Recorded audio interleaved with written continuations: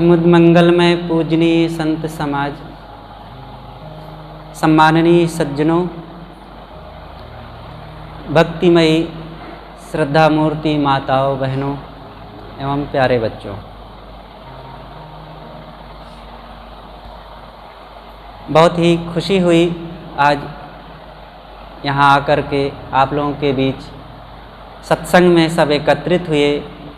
सबके अंदर उत्साह है, प्रेम है, सेवा की भावना है और सत्संग के लिए अनुराग है। एक अच्छे मन में, एक अच्छे अंतःकरण में ऐसे ही भावना उत्पन्न होती है। बिना ऐसे उत्साह के, बिना प्रेम के जीवन बेकार है। कहा गया है, शौक के बिना फकीरी मिट्टी है। कोई भी काम शौक से होना चाहिए। आप शौक से करेंगे साधारण काम, झाड़ू लगाना भी अगर शौक से करते हैं तो वह भी पूजा बन जाती है। और मंदिर में बैठ के पूजा कर रहे हैं लेकिन मन इधर उधर है, ना प्रेम है, ना उत्साह है, ना शौक है, ना भाव है, तो बेकार है। इसलिए हर काम जो भी उचित है, उचित तो करेंगे ही, अनुचित तो करना नहीं है, लेकिन उचित कर्मों को करने के लिए भी शौक होना चाहिए। जब शौक से करेंगे तो काम अच्छा होगा और थकान नहीं लगेगी, मन में प्रसन्नता रहेगी। तो अभी देखो भजन सुना गया, भजन बिन जीवन पशु के समान। हर नर नारी को भजन में मन लगाना चाहिए। ये मानव जीवन इसीलिए मिला हुआ है और कुछ करने के लिए नहीं। और जो कुछ करते हैं वह सब भजन में सहयोगी होना चाहिए। लेकिन भजन ही नहीं होता और सब होता रहता है। वो हमारे गुरुदेव जी अक्सर पूछा करते थे, कहा करते थे कि ये मानव जीवन जो मिला हुआ है, सब लोग कुछ कर रहे हैं, तो क्यों कर रहे हैं, क्यों कमा रहे हैं? खाने के लिए। चारों तरफ लोग दौड़ धूप रहे हैं और परिश्रम कर रहे हैं। जिधर देखो उधर बड़ी तेजी से गतिविधि हो रही है। क्यों कर रहे हैं ऐसा? खाने के लिए। कहते हैं साहब पेट है, पेट के लिए तो करना पड़ेगा। अच्छी बात है, करना ही चाहिए। तो क्यों कमा रहे हैं? खाने के लिए। और खा क्यों रहे हैं? जीने के लिए। जीना है साहब, इसलिए खा रहे हैं। और फिर जी क्यों रहे हैं? अगला प्रश्न उठता है, जी क्यों रहे हैं? फिर वही कमाने के लिए जी रहे हैं। ये वाला जवाब सही नहीं है। जी रहे हैं भजन करने के लिए, सुखी रहने के लिए। हमारे जीवन का उद्देश्य है सुखी रहना, और सुखी रहने के लिए हम कमा रहे हैं, खा रहे हैं, मिल रहे हैं, बिछुड़ रहे हैं। सुखी रहने के लिए मिले हैं, इसलिए मिले हैं कि एक दूसरे के मेल मिलाप में प्रसन्नता मिले, काम हो जाए, सुखी हो जाए, इसलिए मिलना होता है। अब बिछुड़ रहे हैं इसलिए कि इससे भी व्यवस्था बनी रहे, नहीं तो मिले मिले भी विकार उत्पन्न होता है, दोष उत्पन्न होते हैं और जीवन में अव्यवस्था फैलती है।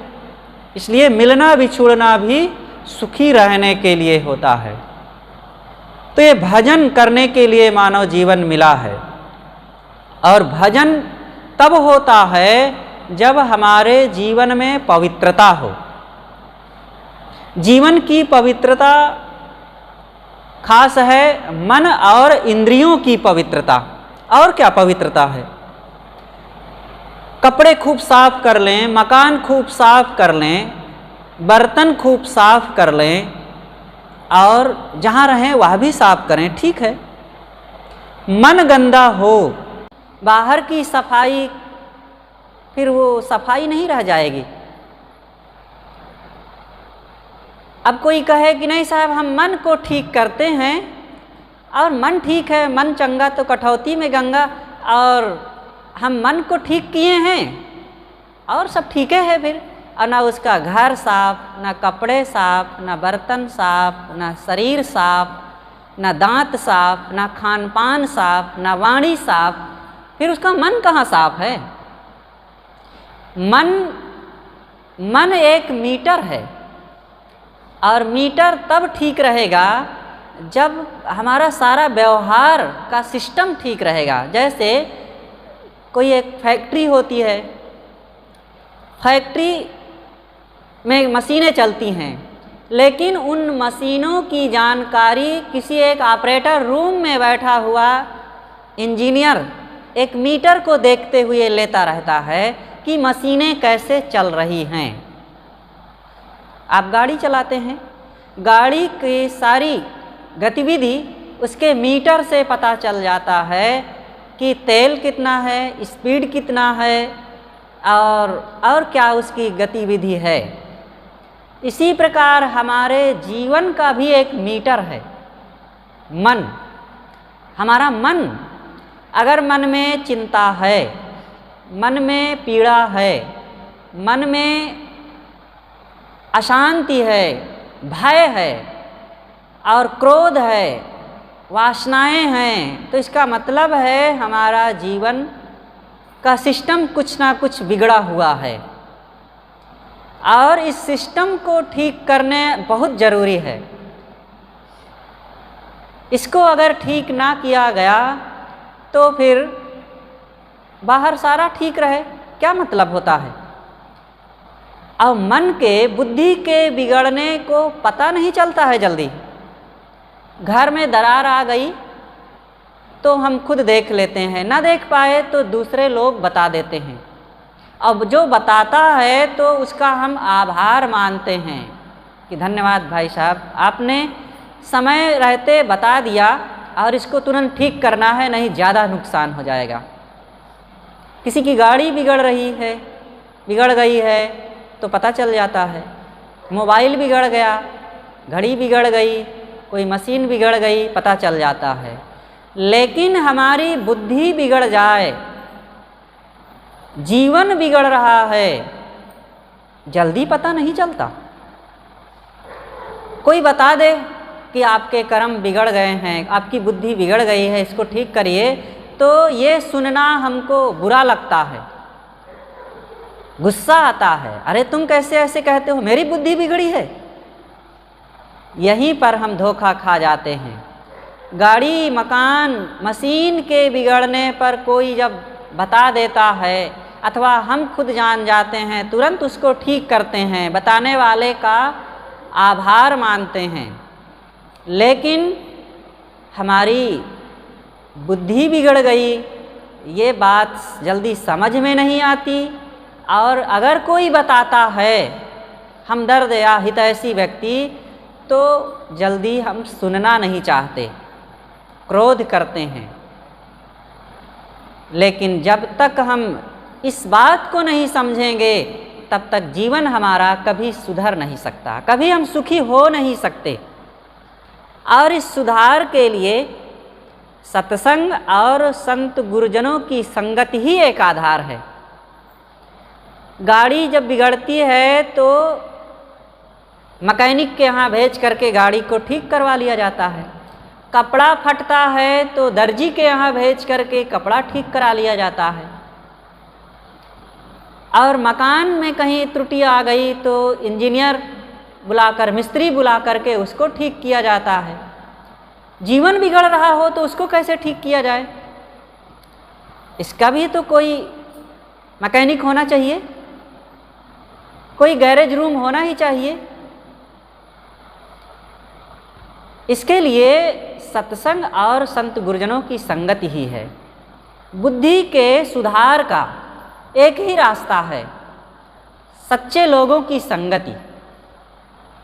आज बच्चों को पढ़ाया जाता है स्कूल कॉलेजों में, अनेक कोचिंग सेंटरों में भेज करके, और उसके लिए अनेक शिक्षण संस्थान है, जगह जगह अनेक विषयों की पढ़ाई होती है। लेकिन सज्जनों और देवियों, वो पढ़ाई हमारे सुखी जीवन के आधार नहीं है। सुखी जीवन का आधार केवल भौतिक समृद्धि नहीं है। आज लोगों के दिलों में, दिमाग में केवल एक ही बात ज़्यादा झूलती रहती है कि धन बढ़े। जिस किसी प्रकार से धन बढ़ेगा तभी हम सुखी हो पाएंगे। और फिर उस धन प्राप्ति के लिए बचपन से बच्चों को छोटे हुए 2 साल के पढ़ाना शुरू कर दिए और 25 साल 30 साल की उम्र तक वे पढ़ाए जाते हैं। क्यों पढ़ाए जाते हैं? सुखी बनाने के लिए। क्योंकि पढ़ेंगे और डिग्री प्राप्त करेंगे, नौकरी प्राप्त करेंगे, पैसे फिर कमाएंगे, फिर गाड़ी, मकान, टीवी, कूलर, मोबाइल, फ्रिज और अनेक सुविधाएं इकट्ठी करेंगे और सुखी बनेंगे। अच्छा है, वो होना ही चाहिए और लोग कमाते भी हैं, लेकिन इतनी सारी चीज़ें होने के बाद उनको देखा जाता है कि फिर भी सुखी नहीं हुए। कारण क्या हुआ? कहाँ पर गलती हो गई? सुखी नहीं हुए। अभी भी वैसे ही विवाद, क्रोध, गालियाँ, नशे, खान पान में विकृति और मन में तनाव, भय वैसे ही बना हुआ है। एक पक्ष को ठीक किया गया है। धन और धर्म हमारे जीवन के 2 हिस्से हैं। जैसे 2 पैर, हमारे 2 पैर है ना, 2 में से एक पैर अगर खराब हो जाए, टूट जाए, तो क्या एक पैर से चलना संभव हो पाएगा? बहुत मुश्किल हो जाएगा। जिंदगी के हमारे इसी प्रकार 2 पैर हैं। सुखी जीवन जीने के 2 आधार हैं, धन और धर्म। धन के लिए तो सबकी दृष्टि है, धन कमाया जा रहा है, धन बढ़ाया जा रहा है, स्टोर किया जा रहा है खूब, लेकिन धर्म के बारे में चिंता ही नहीं है। उसके बारे में सोच ही नहीं उत्पन्न होती है कि हमारे जीवन में धर्म का भी स्थान होना चाहिए। और जो लोग सोचते भी हैं तो धर्म के ऊपर उसके रंग रोगन को केवल देखते हैं।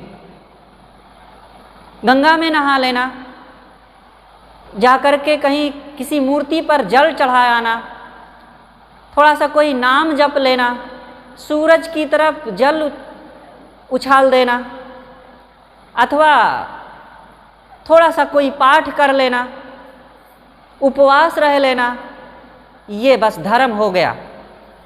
ये ऊपर का धर्म है। देखो ये इतना सुंदर ये मकान है, मकान ये जो दिख रहा है ये इसका असली स्वरूप नहीं है।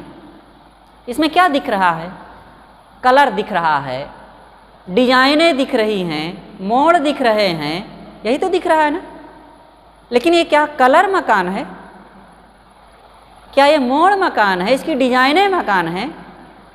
मकान जो टिका हुआ है और जो इसका मूल स्वभाव है वो इसको अंदर छिपा हुआ है। वो है सीमेंट, लोहे, नींव, पत्थर, ईंटें, लकड़ियाँ, और वो कोई चीज़ नहीं दिख रही है। हमारे जीवन में भी तो यही जो हम दिख रहे हैं, क्या दिख रहे हैं? कपड़े, चेहरा, त्वचा, सांवला या गोरा रंग, यही तो दिख रहा। लेकिन क्या कपड़े के ठीक होने से हम सुखी रहेंगे? अगर बीमार अंदर से हैं, ब्लड में इन्फेक्शन है, हार्ट में प्रॉब्लम है, किडनी में विकृति आ गई है, आंत में दोष आ गया है, तो कपड़ा सुंदर पहने हो, रंग भी बड़ा सुंदर हो, गोरा चिट्टा चमकदार व्यक्ति हो, ऊंचा लंबा चौड़ा भी हो, क्या उसे स्वस्थ कहेंगे? इसी प्रकार बाहर की चीज़ों में खूब हम संपन्न हों, किंतु अगर आंतरिक स्थितियां हमारी मजबूत नहीं हैं तो बाहर की संपन्नता केवल मजाक हो जाता है, मजाक। भीतर से आदमी सब देखो, जिसके पास जाओ अंदर अंदर सब लोग खोए खोए रहते हैं। असंतोष, अशांति, अभाव की खटक, बेचैनी, भय और मानसिक पीड़ा, और भाई भाई में, पिता पुत्र में, पति पत्नी, सास बहू, देवरान जेठान, ननंद भावज, जो जहाँ है एक दूसरे के लिए शिकायतें बनी रहती हैं। और शिकायतें तो आम बात है, विवाद, कलह की संभावनाएं और कलह खूब होते भी रहते हैं। और ये चीज़ें ना कोई स्कूल बताता है, स्कूलों में व्यवहारिक बातें भी तो नहीं बताई जाती है। अनेक जो शिक्षण संस्थान है वहाँ भाई भाई के क्या कर्तव्य हैं, कैसे आपस में मधुरता बनी रहे, पति पत्नी में जीवन भर आपस में मिठास, हंसी खुशी, सहयोग की भावना, प्रेम बना रहे, सास बहू में, देवरान जेठान में आपसी मधुरता बनी रहे, ये बातें भी तो नहीं बताई जाती हैं कहीं। अगर कोई ये बुद्धि सुधार के, जीवन सुधार के, सुखी आधार के साधन हैं तो बस एक ही जगह है, वो है सत्संग, सज्जनों और संतों की संगति, जिनका जीवन सुधरा हुआ है उनकी संगति। किसी व्यक्ति को डॉक्टर बनना है तो डॉक्टरों की संगति, डॉक्टरी अभ्यास और डॉक्टरी पुस्तकें, डॉक्टरी लाइन की, ये तीनों का आधार लेना ही पड़ेगा ना। इसी प्रकार वकील बनना है तो वकीलों की संगति, वकालत का काम करना और ला संबंधी, कानून संबंधी पुस्तकें पढ़ना, तब उस दिशा में वो महारत हासिल कर सकेगा। अब वो काम नहीं हो रहा है और हम अपने को योग्य मानने के लिए दावा करें, कैसे हो पाएगा। इसी तरह हमें जीवन अगर खुशहाल बनाना है, सुखी जीवन जीना है, तो अच्छी संगति, अच्छे काम, अच्छे लोगों के पास बैठना उठना, अच्छे साहित्यों का पढ़ना और अच्छे विचार मनन चिंतन करना, इसकी बड़ी ज़रूरत है। इसलिए हर इंसान को ऐसे रहन सहन, ऐसे खान पान, इन चीज़ों के सुधार की बड़ी ज़रूरत है। मानव तन ये जो हमें मिला हुआ है भजन करने के लिए, सत्संग करने के लिए, कितना सुनहला अवसर है। इस अवसर को प्राप्त करके हमें भजन और भक्ति में मन लगाना चाहिए। तो ये इतना बढ़िया जो अवसर हमें मिला हुआ है जीवन सुधार के लिए, मानव तन इतना बढ़िया, इस अवसर को प्राप्त करके हमें भजन सत्संग में लगाना चाहिए। यही जीवन का आधार है, यही सुखी जीवन का एक मूल स्रोत है, सत्संग। इसलिए सभी नर नारियों को इन चीज़ों को अपना करके हमें अपने जीवन में खुशहाली लाना चाहिए। तो इस खुशहाली के लिए संतों की संगति, आज हम सब लोग यहाँ एकत्रित हुए हैं, संतों के पास रह करके, बैठ करके, उनकी बातों को, उनके विचारों को अपना करके हमें भजन सत्संग में मन लगा करके आत्म कल्याण की दिशा में आगे बढ़ना चाहिए। क्योंकि बिना इन बातों को अपनाए, बिना इस पर विचार किए, बिना जीवन का सुधार किए, ये मानव तन हमारा कभी भी सुखमय नहीं हो सकता। तो अपनी बातें यहीं पर मैं समाप्त करता हूँ। बोलिए सद्गुरु देव की जय।